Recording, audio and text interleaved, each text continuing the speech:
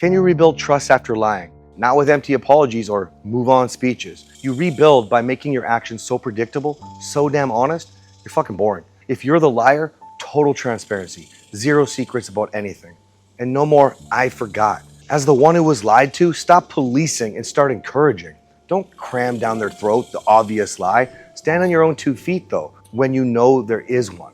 You're watching them change their behavior. That's programmed inside. Real trust comes back when you don't need to look over their shoulder. And that's when you start to feel whole inside again. Catherine had a system that rewired my brain. If you want it, we can coach you. DM apply and I'll send you next steps.